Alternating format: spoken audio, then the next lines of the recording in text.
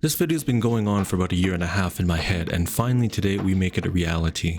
I'm building a watch, or at least assembling one, with Namoki Mod's parts, and they are the sponsor for today's video.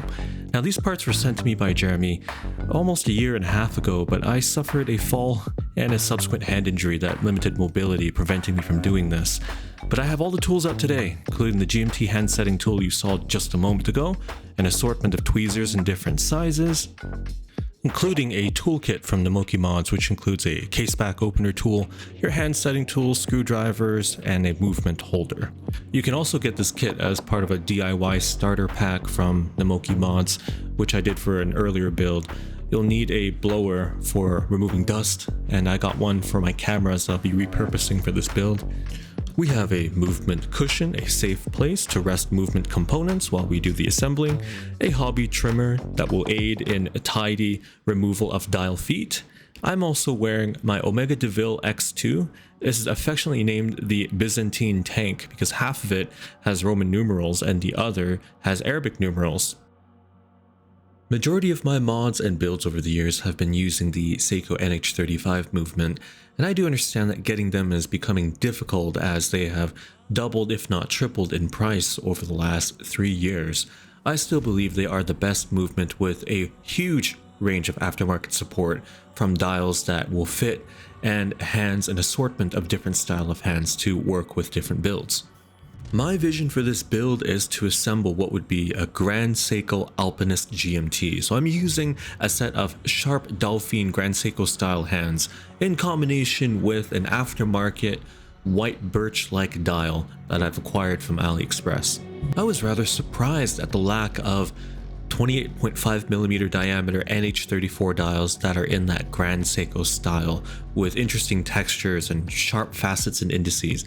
I've got this DIY watchmaking seconds hand tool or hand setting tool that allows me to rest the movement and dial and to perfectly slide on the seconds hand without much of a drama for the assembly process. Keen to show you that later. As mentioned, I'm using the NH35 for this build, and it is going to have a black date wheel.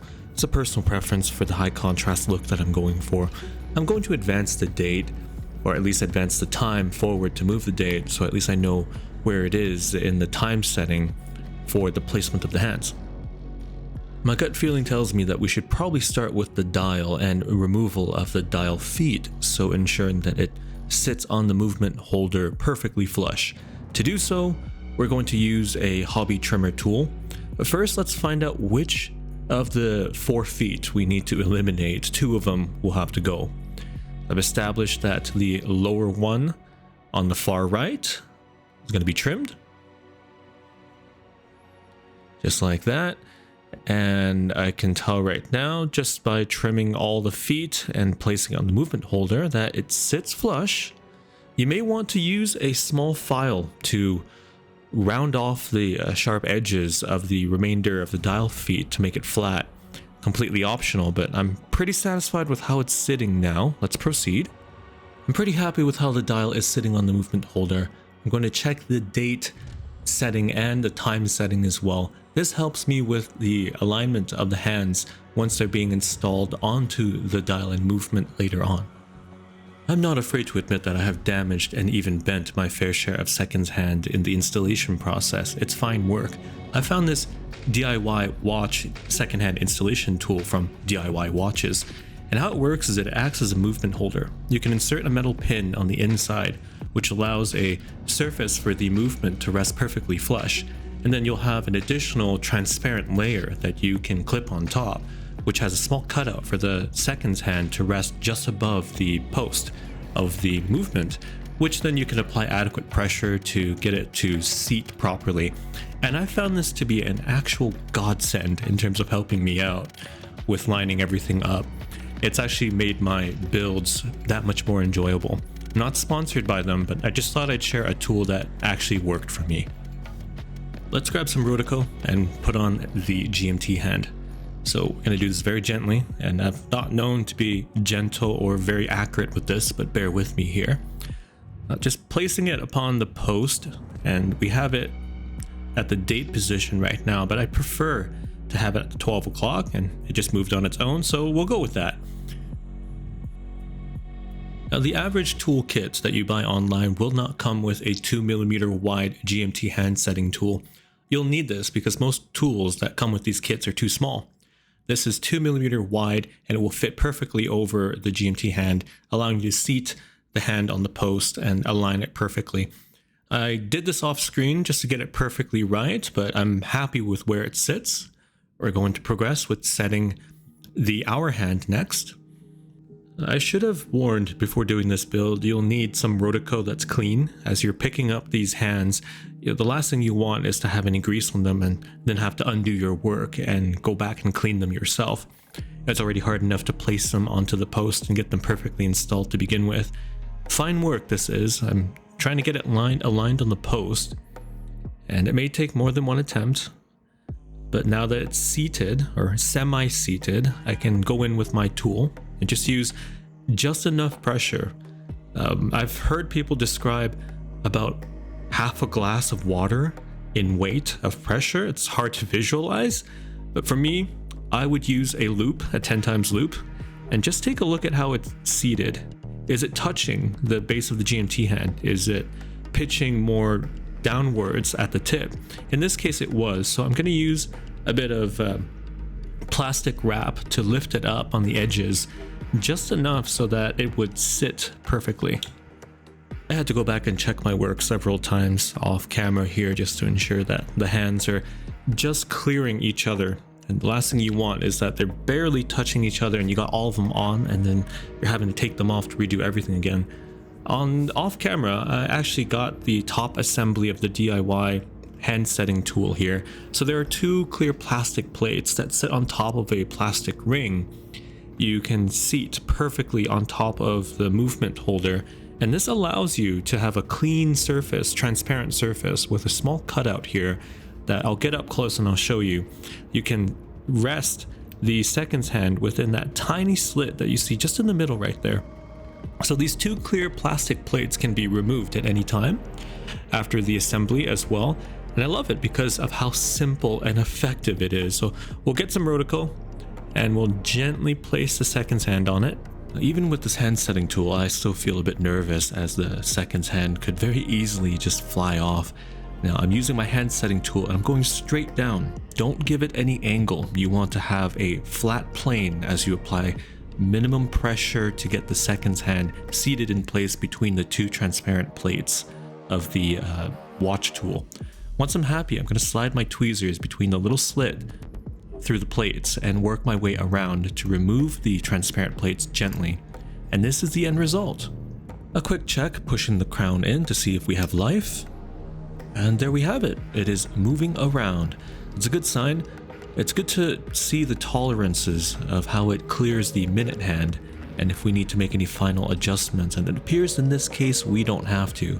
If you do have to make adjustments, this would be the time to do it with a small piece of plastic film that you can lift up the seconds hand gently. So for my GS Alpinist inspired build, I'm using the Namoki Mods Alpinist case. It has an inner rotating bezel driven by two gears on the inner side. You have to be very careful when you open this up from the packaging. If the inner rotating bezel falls out, you have to place it back in to where the gears align, ensuring that it lays perfectly flat throughout. If you install the bezel using these 4 holes and mounting screws, and it is not perfectly aligned, the bezel will bind, and the worst off is that you may bend one of the gears and it may never fully align. Now the watch does come with a sapphire crystal and a 24-hour, almost explorer-like style bezel, and on the back side there is a rubber gasket in 4 holes where screws will be driven through the case, tightened up to the extent it will give a watertight seal to the front of the watch. And that means you have to be extra careful as to the extent of how tight you screw in those little screws in each of the 4 holes in the back of the case. Now I will warn you that if you over tighten any one of the screws, you may bind up the inner rotating bezel. You'll put undue pressure on the inner rotating bezel. It will push up against the rotating gears and prevent the movement of that rotating crown to allow for you to use it as a compass turning bezel.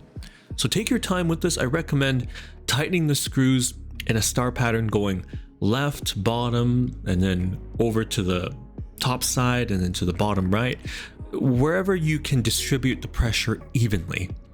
Don't over tighten, just enough friction to feel it bind and go a little bit over that, no more.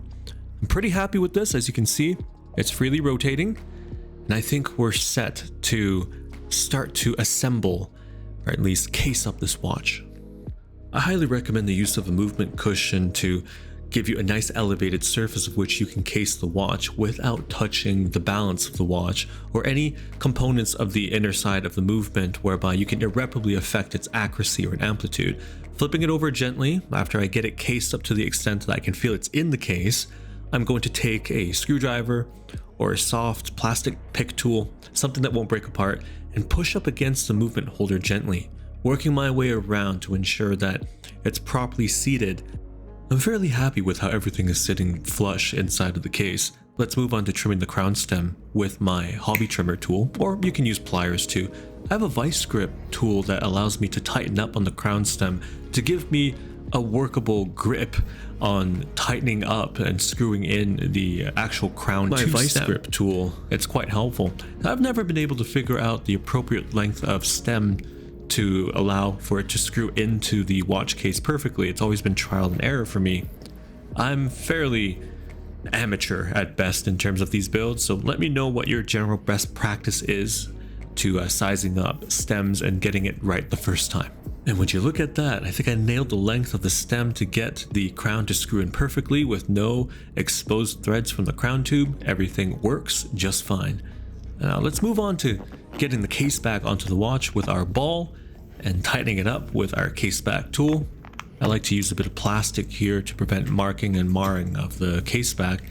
Last thing you want to do is you put in all that effort only to mess up in the last finishing touches, and that eats me up inside, so extra time on that is always warranted.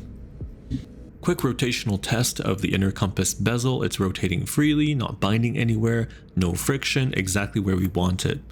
I'm going to remove the spring bar off of this watch using the slide catch tool from Imperial Watch Co. This is made out of titanium. It's got two attachment heads, a spring bar removal attachment head, and also a sharp point for you to remove spring bars from clasp. And this has been my go-to tool for the last couple of years here. It's never left my side for those quick strap changes. Not sponsored by them, but I love this tool, so I want to talk about it. What do you think of this Monstrap hybrid rubber canvas strap on my GS Alpinist GMT build? I think it looks pretty great. Let me know what you think in the comments in terms of the look of this watch and what you would do differently. Now, Namoki Mods also has a bracelet for the GS Alpinist case, and this is their Jubilee style or J style multi-link, whatever you want to call it, with a fold-over clasp, 3 points of micro adjustment, all made out of steel with screw links to resize. Fairly simple and straightforward to get it to the right size that you want. I'm going to use my slide catch tool here. I've got everything lined up. I usually tape up the lugs with speed tape or polyamide tape to ensure I don't scratch anything. And let's see how it looks and feels on this bracelet. I've been incorrectly calling this case the Alpinist case, but Namoki Mods calls it the Alpine Tool case. It has 39mm wide diameter, so the 20mm Jubilee style or multi-link style bracelet gives this watch a more broad shoulder appearance. It balances off the watch head quite nicely. It doesn't overwhelm the rest of the watch. It looks great in my opinion. Love to hear your thoughts as well. Maybe a hair bit unoriginal, but I can't deny the comfort and the look and feel of this bracelet. I forgot to mention that you can customize this Alpine tool case to have different colored inner rotating compass chapter rings, which is great if you want to have a customized look and feel.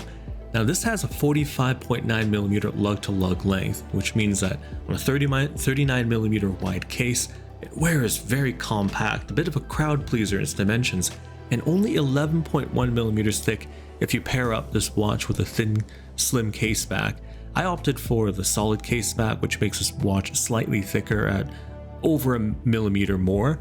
However, I still think that if you get this watch and you do this mod, I would highly recommend you consider that you're going to be limited to 28.5mm dials, and keeping in mind that some dials have additional chapter rings that may interfere with the action of the inner rotating compass chapter ring.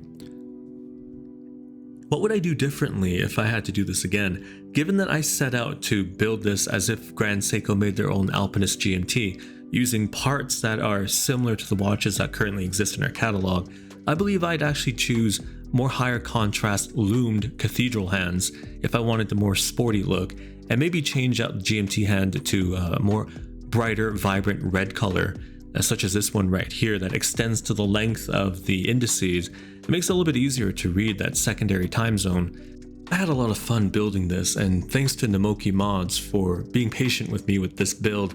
If you definitely want to repeat this build for your own, check out Namoki Mods and their website for a myriad of different components. You can make a watch of your own. This is the watch on my 6.5-inch wide wrist. You can tell by the shape of the lugs and how the end links integrate to the case. There's hardly any gaps, which means that it sits perfectly on all shapes of wrists. Thank you so much for joining me today, and I'll catch you in the next one.